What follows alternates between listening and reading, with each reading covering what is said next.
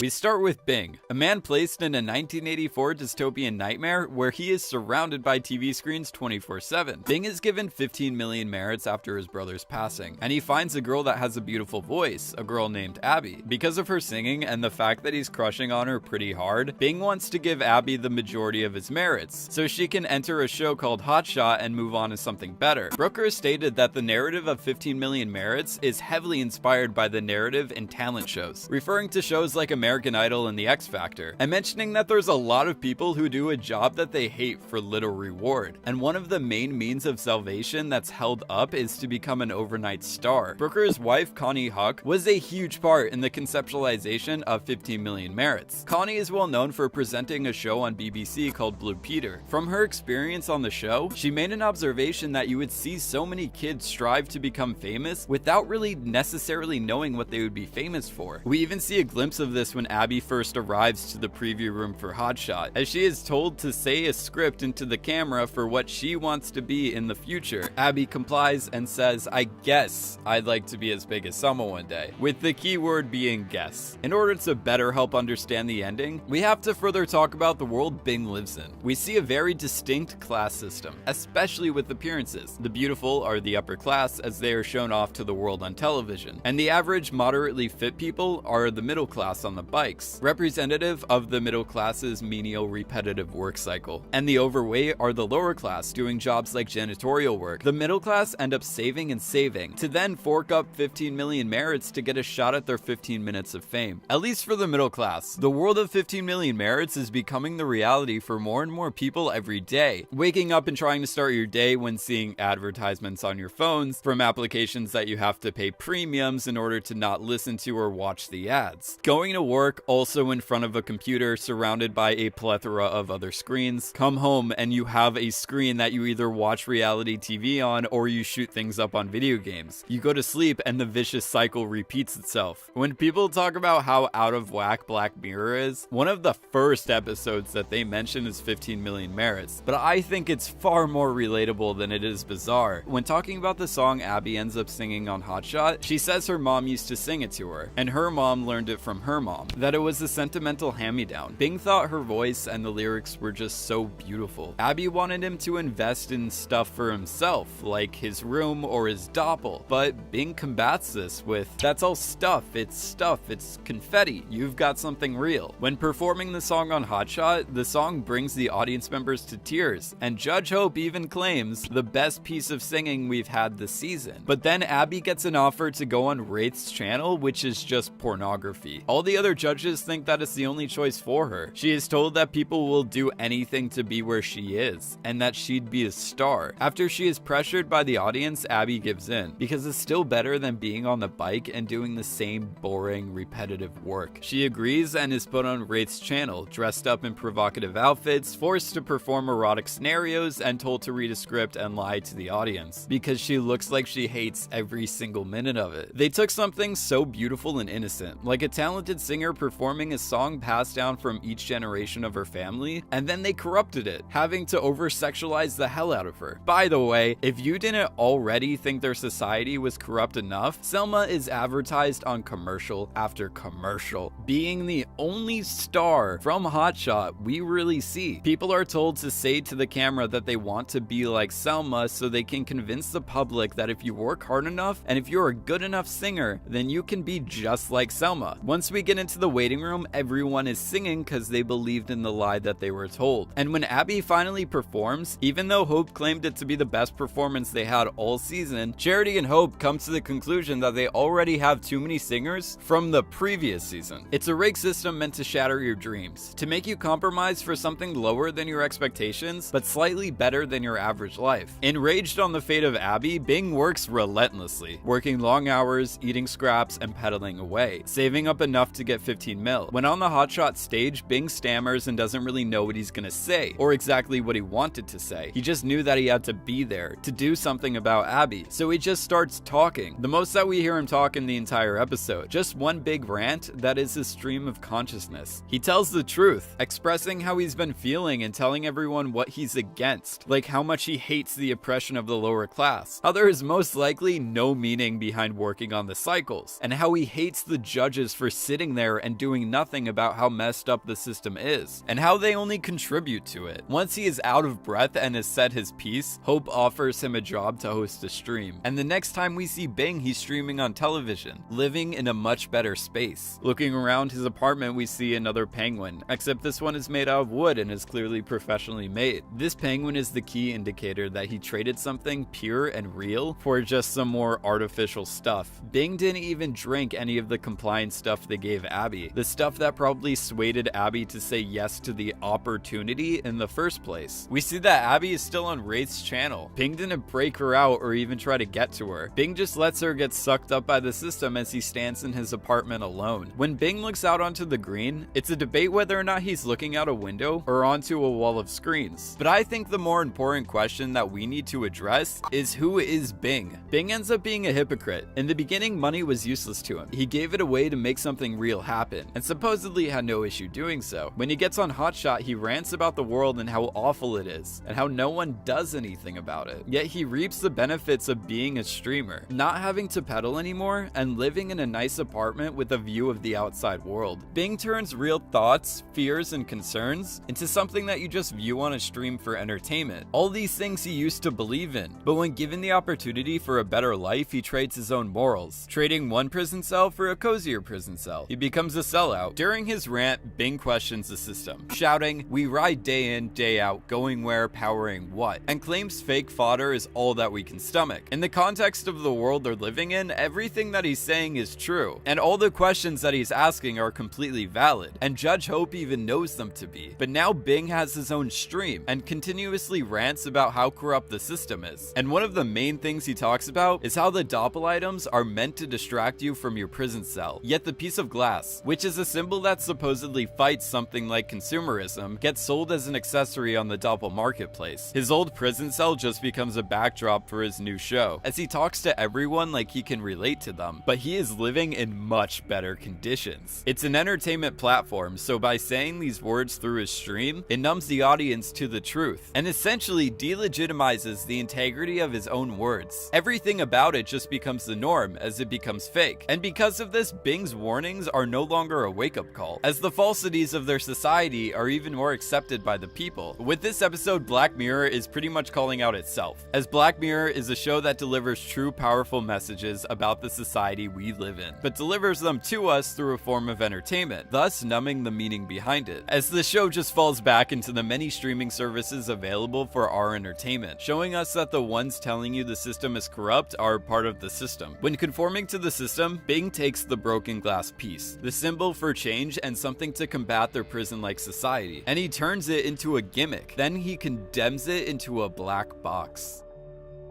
This episode can leave you with a lot of questions, but I think the most important one to address is, if someone offered you freedom from the prison cell you were stuck in, much better living conditions, the ability to leave your pointless job and painstakingly boring daily routine to work 1 hour a week, would you take it? If all you had to do was go back on your own moral beliefs, would you seize that opportunity?